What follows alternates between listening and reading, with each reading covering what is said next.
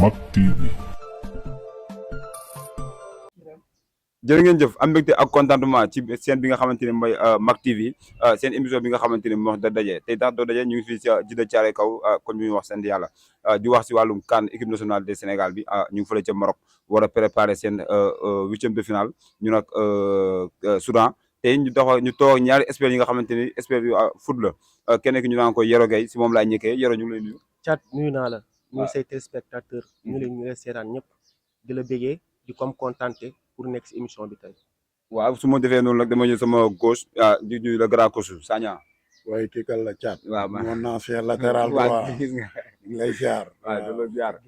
di nuyu waa Mak Pro. waaw. wàcc ci terrain bi da ci am solo. waaw gis nga foofu laa jaayee nag te nag ñu xuus si waxtaan bi tey Yoro si yow laay ñëw ñu Sénégal équipe nationale Sénégal gis nga match bi passé contre Bénin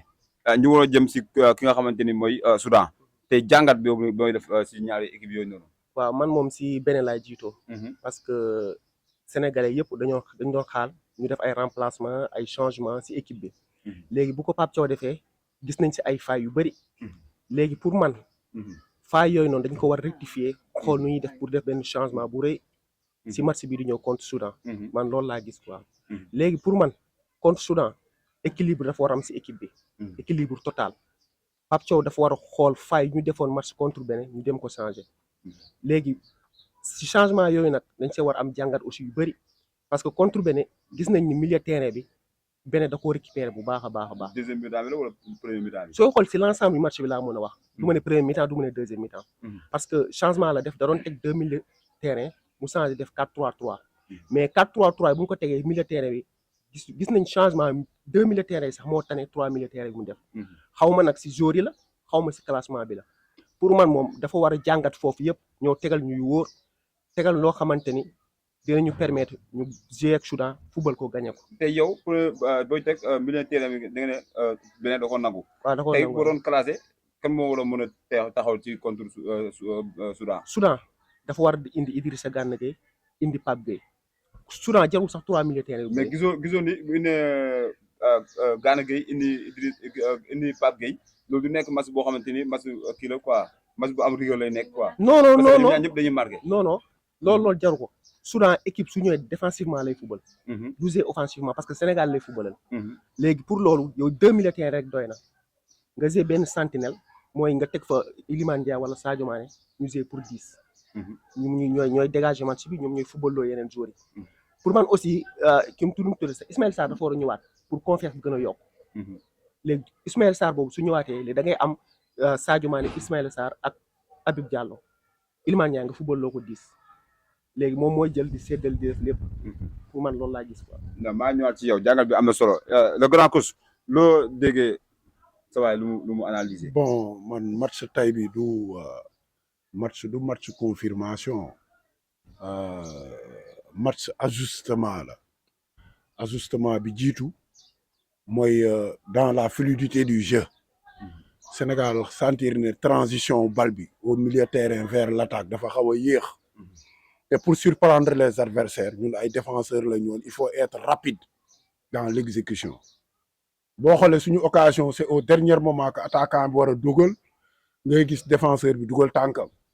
te lu ko war mooy timing bi dans le jeu dans la transmission des balles ak yooyu si c'est rapide tu surprends l'adversaire si c'est lent l'adversaire day repositionné wu te ça nous pose d'énormes problèmes parce que dañuy ay bitu xataraayu la ñuy dugal te alors que on a fait l'essentiel mooy déséquilibrer adversaire bi ba pare mais ci transmission bi ak ci exécution bi foofu dafa des match bi lu tax ma ne match boo xam ne la de la nu mu tëdd match boo xam ne ajustement la war nañu ajuster waat suñuy position dans le cadre de la défense ajuster waat suñuy position dans le cadre tout simplement du milieu terrain ajuster waat suñuy position dans le cadre de l'attaque parce que loolu mooy indi fluidité du jeu nga xam ne mën nga gëmm sax di passe parce que xam nga ne dans la transmission de la balle telle personne est dans tel couloir pour pouvoir transmettre la balle rapidement parce que tey lu ñu soxla du équipe du match bu difficile mais match compliqué lay doon parce que match compliqué lu tax muy doon match compliqué adversaire bi daf ñu xam ñun ñu xam adversaire bi ñu yàgg football ak moom di koy gagné comme donc kooku bu ñëwee dina indi benn changement ci comportement am ci psychologie am parce que li nga ko doon gagné da koy bañ léegi nag comme yow li nga doon gagné dañ koy bañ da nga ci yokk un plus boobu nag mooy lan tey mooy fluidité dans le jeu rapidité dans l'exécution et surtout l'efficacité ñu xam ne chaque occasion détermine une victoire et chaque but marqué finalise la victoire te tey foofu lañ jëm dootul adversaire bi ñun ñooy suñu propre adversaire ci niñ ko waree gagner. mais lu ko Sénégal yi jëlee ne Soudan Sénégal moo ko. non loolu waxu supporter la. aussi tamit match bi nga xamante ne la instant bi dóor toog la. non loolu waxu supporter la. Pour gagner une coupe il faut battre tout le monde. Pour gagner tout le monde il faut s'adapter à n'importe quel adversaire. loolu mooy football tey nga am adversaire boo xam ne yaa ko ëpp doole. mu ñëw mu créer la ay problème te en général Sénégal saa bu amee adversaire bu mu ëpp doole ba ñëpp xalaat ne da koy dóor lu bari ci lay amee ay problème parce que on s'adapte pas facilement aux adversaires te loolu bu nekkee équipe bu mag nga il faut que nga jàng ko heureusement on a des gens expérimentés dans l'équipe qui s'adaptent qui poussent l'équipe à s'adapter aux adversaires mooy adaptation adversaire boobu nag tey bii ñu am ci la ko gën a laajee man buy Sénégal di football ak équipe bu mag dama naan équipe bu mag la foofu lay gën a yombee parce que jeu la ñuy teg équipe bi day confirmer moom li mu indi Sénégal bëgg a confirmer li mu indi te ñun am nañ la qualité am nañ l'expérience pour imposer suñu jeu ku ne surtout nag koo xam ne day football mais fu ñuy amee problème mooy un adversaire boo xam ne inférieur à nous sur le plan tout simplement technique sur le plan tout simplement tactique parce que foofu dootul adversaire bi ci ñun lay doon te bu doonee ci ñun lan la ñu war a indi un plus cette touche là de l'entraîneur bu muy indi un plus cette touche là de chaque jour boo xam ne bu ko indee da koy améliorer ci jeu am moins de perte de balle plus d'efficacité dans les passes mooy déterminer la transition de la balle surtout nag et devant les buts ñu réaliste ci ñu def ko comme ni ko tout simplement Gerd Müller doon defee tant l'Allemagne c'était le plus trapu des attaquants de pointe dans l'histoire du football mais il était efficace devant les buts te loolu lañ soxla ci équipe bi tey ma ñëwaat ci yow coach Yoro Sénégal du football match yoo nga xamante ni dóor mu toog la sans Koulibaly non loolu gisuma ci danger pour man yor nañ ay yeneen joueurs yoo xamante ne mën nañ ko remplacer comme ni ko Yass waxee rek. mais est-ce que engagement bi Koulibaly di jël yeneen défenseurs yi. non mun nañ ko xam nga 28 jours nañu woote. ñoom ñëpp mun nañ jouer amul kii amul kaa su fekkoon Koulibaly su defee benn absence rek. dañuy pénaliser kon gars yi duñu waxee nii. am nañ ay remplaçants yu fa nekk. Mamadou Sarr mu ngi foofu Niakhaté mu ngi foofu Seck mu ngi foofu ñoom ñëpp mun nañ jouer place Koulibaly. loolu amul benn lii lu Yass waxee rek match bi daf dina compliqué parce que Soudan su ñëw duñ football. défensivement nañuy nekk ñun ñoo war a confirmer suñu football fluidité bi yokku ak efficacité suñu attaquant yi lu ñuy def dafa bëri trop moo tax ñun dañoo war a def tout pour efficacité am ñuy dugal xam nga genre Soudan yi ñoom dañuy défendre dañuy bàyyi ak Sénégal bal bi moins de faux pas ñu am benn contre-règle loolu la ñu war a bañ efficacité lañ ko war a def nangu milieu terrain bi wan leen ñun ñoo yor grand joueur yi ñun joué wuñu ak Côte d'Ivoire ak yeneen Soudan nañuy football défensivement la ñuy ñëwee ñun loolu la ñu war a def téye bal bi téye leen football leen dugal leen gagné leen loolu la ñu war a def nii. téye leen football leen gagné leen loolu la ñu war a def loolu mooy yoon sax te bu neexee yàlla suñu borom loolu lay demee parce que ñun ay Sénégalais lañ te Sénégal la ñuy supporter Sagna sans Koulibaly. non sans Koulibaly on l'a joué football nañ ko minimum 30 minutes te dañ ci dugal sax boo xoolee Bénin moo gën a coriace Soudan attaque Bénin moo gën a coriace attaque Soudan dégg nga de mais Sénégal avec ce jeu d'infériorité contenir na ko ba arrivé sax am ay occasion plus que pendant le premier mi-temps bi Sénégal football ak Bénin ci li ba Koulibaly génnee am nañ 3 occasions net yoo xam ne match bi bu nekkoon dañ ko wax kon ay 5 ngay dégg wala ay 6 mais lu waral loolu mooy lenn psychologie équipe mooy li ma la doon wax sànq psychologie équipe du ci benn nit c'est un système booy teg en place joueur bi dañ ko ne un pro boo xam ne tey postam boo ko ne remplacer Koulibaly il vient il fait à sa manière nan lay remplacer Koulibaly. tey ka nga gis défenseur ki nga xamante ni war na. non dama lay expliquer ku Pape Thiaw choisir rek. parce que munoo lanc munoo xam lu Pape Thiaw lanc ak nan lay tegee système défensif am tey képp koo xam ne Pape Thiaw dugal na ko rek il va remplir la tâche de Koulibaly am na ay jamono Koulibaly new fi woon. dégg nga équipe nationale durant presque ay at a ngi nii il y a des matchs yoo xam ne Koulibaly new fi woon mais on a assuré football nañ final sans Koulibaly ba ñuy perte 1-0 on pouvait jouer tout le match kan lañ doon football c'était le grand Algérie on a joué sans Koulibaly en finale. kon donc jour boobu bu ñu mënee assurer loolu ba nga xam ne bi gàgg lañ sax la ñu am mooy wane ne dóor mu contre bal bi jóg ba ci kaw et cetera avec tout ce qui ñu gis ko mooy wane ne Algérie jour boobu bu newuloon situation boobu du am bit il n'y avait pas Koulibaly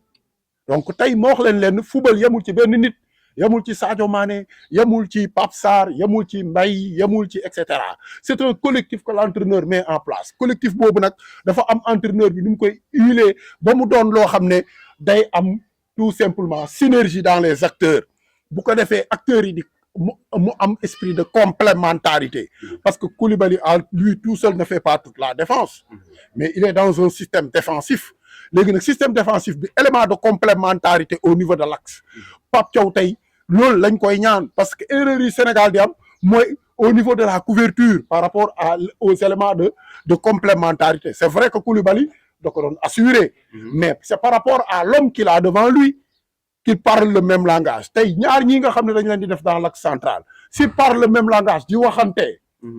di échangeante mu am communication kon donc ils peuvent assurer ce que Koulibaly assurer au préalable parce que Koulibaly benn nit la am psychologie am kii di ñëw day jël psychologie Koulibaly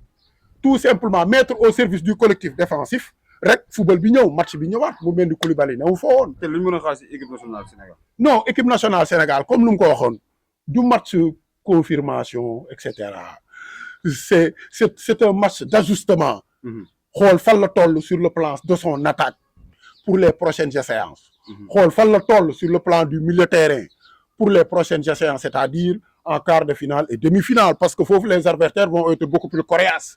ak fan la défense am toll par rapport ak amoindrir les erreurs résoudre tout simplement tout ce qui est problème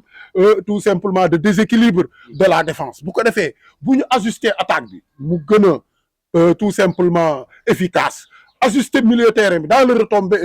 retombée de la balle et la récupération ajuster aussi la défense vers la récupération rapide de la balle et les relances bu ko defee dañuy am benn équipe bu stable parce que Sénégal stable na woon kon donc adversaires yi en Afrique moo xaw a doy waaru c'est pas comme les adversaires en Europe fii da ngay gis adversaire boo xam ne daan fubaluma yaa ma mën mais naa la sonal boo juumee nag ma gagné la comme donc boo amee adversaires yi changé noonu au fur et à mesure des matchs yow à chaque fois chaque match rek da ngay confirmer affirmer commencer ajuster li nga xam ne moom ngay def pour le rendre performant tey nag premier match éliminatoire direct la ak yi ñuy xaar kon donc dafa doon match d'ajustement lu ñu génnee premier tour bi indi ñu ci deuxième tour bi la ñuy ajuster ci match bi buñ ko ajuster nu mu tuddati ba am ci lu ñu bëgg bu ko defee ay correctif ngay am. ay correctif la ñuy am foofu laa ñëw si Yoro comme li ma laaj léegi lu ñu mën a xaar si équipe nationale Sénégal si nga xamante ne instant bi dóor toog. confirmation dañuy confirmer c'est-à-dire lu ñu zéwoon match de poule yi ñu confirmer lu ko ëpp si éliminatoire direct yi lu ko yaas waxee rek Soudan équipe bu faible la sur le papier la mën nañ wax. sur le papier Sénégal moo ko mën dafa faible foofu mais buñ jàpp faiblesse boobu noonu ba ñëw naaw nañ ñëw teg suñu bal football confirmer suñ confirmer ñu ko gën a coriace ñu ñuy xaar si kanam diggante Tunisie ak Mali après foofu nga jëm léegi ñun dañuy def tout pour jouer suñu match bi avec confiance avec lucidité surtout avec efficacité nañu efficace si ju bii man loolu laa bëgg xam nga yow soo amee plus de 15 occasions 17 dugal si benn ñee suñ défendre ñoom dañuy jouer par contre am benn dugal dañ naan Sénégal efficace wul ñoom suñ taxawee dëggal seen bopp. mais Soudan bu la njëkkee dugal. loolu du dara Sénégal équipe bu mag la équipe bu mag yàgg nañ ko football. yàgg nañ ko fii dugal exemple contre Angleterre bu ñu koy dóor 3-1 moo la njëkk a dugal. Brésil 4-2 yi moo la njëkk a dugal nga remonté ko loolu du dara pour Sénégal juste rek nañ efficace ci camp yi jéem a dugal jéem a posé bal bi fubal wan ni Soudan ñoo ko mën gagné ko. waaw tey nag ñu ngi toog ak kenn nga xamante ni espérer tamit si football ñëw si biir xam nga dab ñu laaj ko benn lu muy analyser bu naw rek ñu naan ko Abdoul Aziz Samb. analyse bu match tey bi lenn rek la li ñëpp wax rek mooy ne teel a dugal surtout ça dans 15 minutes yu njëkk yi nañ ci dugal teel a dugal am benn ñaar buñ ko mënee am bu ay 25 minutes 30 minutes ñu am ci ñaar boo ko defee di nga gagne match bi sinon boo fa nekkee leen bërëg ñoom ba ay 45 minutes nga dem mi-temps dugaloo rek mooy sa match yàqu na ñoom dañuy gën a am confiance te bu baax bu ñu amee confiance leneen mën na judd yóbbu la ay série naxanteeg yóbbu la série yëpp mën na cee am moo tax li gën efficace ci côté camp yi surface yi nañuy dugal ba pare mu teel. man daal loolu laaj na dañ teel a dugal bu ñu teel a dugal daal ñoom moom match bi merci beaucoup. waaw jaajëf di dugal benn pape de pub ñëwaat revenir sur le plateau. dal leen ak jàmm mbokk yi ci Caaroy Kaw ñu amoon mbégte ak kontante fësalal leen livre bu bees bi ñu tuddee ci Caaroy Kaw terre de proximité entre rêve partage et réalité humaine. bi le téere nag Mamadou Gaynde Badiane nekk expert en développement local moo ko xaatim di ci fësal jafe-jafe yi askanub ci Caaroy Kaw di dund ak ana naka nañu mën a def ba mu saafarawu bi le téere nag Papa Samba Badji moo ko édité nekk président de la convention nationale des éditeurs et écrivains du Sénégal maître du jeu édition Cheikh Aliou Bey mi nekk maire bu Diamaguène Sicap Mbao moo bind avant propos bi Corinne Lajarche bind préface bi moom mi nekk directrice du Centre international des études pour le développement local CIEDEL à Lyon bi le téere nag képp ku ci bëgg mën nga ko fekk ci librairie yi ñu leen di limal di librairie Moukat Bourguiba librairie 4 Vents station Total Péage librairie AIBD ak Fnac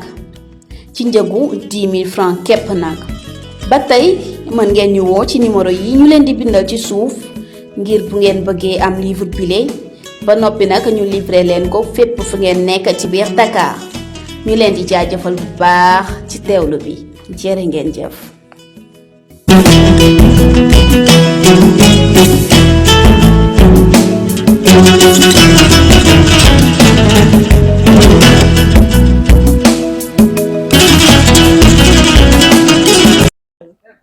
aja am mbégte ak contentement gën a jógee ak gis ngeen lu ci luñ jógee page de pub bi ki nga xamante ni mooy Gaynde Badiane futur maire Djiddah Thiaroye Kaw bind livre bi nga xamante ni mooy livre bu am solo livre baa ngi noonu ku bëgg mu nga woote si numéro boobu noonu lépp li nga bëgg a xam si Djiddah Thiaroye Kaw mu nekk démb tey ak lii di ñëw lépp si Djiddah Thiaroye Kaw lay wax Gaynde Badiane ñu ngi lay kontaanee di la gërëm si bu baax a baax idée bi am na solo Yaas dernier kàddu bi nan lay nekk. bon dernier kàddu bi mooy comme lu ñu wax rek suñu borom mooy joxe ndam di nga am lépp yore lépp suñu borom dina du foofu waaye loolu yëpp mooy suñu xewlu borom kon moo ne ñaanal ma may leen ñi ngi ñaan jour yi ñu def seen kéemtulaay kàttan ñun ñu supporters yi koo ci gis rek mu ngi sol mayo kon ñu ñëpp bëgg nañ yéene lañ leen ko ñi nga xam ne mooy kilifa diine borom xam-xam yi dégg nga ñu bàyyi wax ci net bi jël kurus yi waaw ñu xam ne àdduna Afrique yëpp ku nekk bëgg nga sa doom gagné coupe bi kon donc nañu ñaan suñu boroom coupe bi jubluñu ba nga xam ne ñii nekk ci terrain bi mu yomb leen une fois de plus moo wax gars yi nañu supporter ci lucidité mooy leen fu match bi toll rek ak nu mu mënti demee rek ñu xam ne suñu boroom mooy maye ndam waaw ñu xam ne football nit dina bëgg lépp bëgg a def lépp dugg ci terrain bi daw ba sonn mais suñu borom mooy maye ndam nañ leen ñaanal te incha allahu rabbi bu Sénégal yëpp ñaamee jàpp ci équipe bi ànd ak moom doon benn say équipe bi incha allah dina indiwaat coupe bi. waaw jaajëf loolu ñu bëgg yal na ko yàlla def Yoro dernier kàddu gi la lay nekk. ñaan rek nañ fi am dañuy ñaan continuer ñaan suñu borom mu may ñu tey ndam te incha allahu yàlla dinañ ko may. ñun ñëpp suñu booloo yi doon benn xam nga Sénégal moom dañoo bëri critique critique moom du ñàkk. mais critique dafa ànd ak lucidité xam nu ngay critiquer xam fu ngay waxee léegi critique yi nangu nañ ko mais critique bu mu ëpp ñun dañuy critiquer ba ëpp ba wax lu ñu warul wax loolu aussi mun na yàq lu bëri mais dernier kàddu mooy ñoo ngi ñaan yàlla may ñu ndam coupe bi yàlla def mu ñëw Sénégal loolu nañu ñaan ci barke Seydina Muhammad sallallahu alayhi wa sallam. sallallahu alayhi wa sallam Abdou Aziz ma bàyyi la nga wax si lenn lu naw rek nga tàggatoo comme que da nga ñëw da ngaa yéex da ngaa tardé. kàddu gu mujj gi mooy ñaan yàlla rek yàlla ñu yàlla may ndam nday mu sedd guy ñu dóor Soudan 5 bu mënee nekk yàlla na ko yàlla def 5-0 avec la manière yàlla na ko yàlla def jërëjëf. amoon mbégte ak contentement doon jàkkaarloo yoon fi nga xamante ni mooy Mak TV nekk fi nga xamante ni mooy Djiddah Thiaroye Kaw di amoon mbégte ak contentement jàkkaarloo sama gars yi xam ne yaroo Grakosu Abdou moom dafa bëgg football moo tax fu mu gis ñu waxtaanee match rek day ñëw toog assister. mais yow dañuy wax leen. waaw nuyu benn grand bu mag muy Gaynde Badiane. waaw moom moo ñu yar kon ñu ngi koy un big up à Gaynde Badiane. waaw l'homme de Djiddah Thiaroye Kaw. ok noonu demee nag mais nag bu leen gisee ma wax si match nag parce que man latéral laa ba léegi damay football nag damay nekk si terrain bi am mbégte ak contentement di nuyu sama caméraman bi du ma ko fàtte saa su ne tey équipe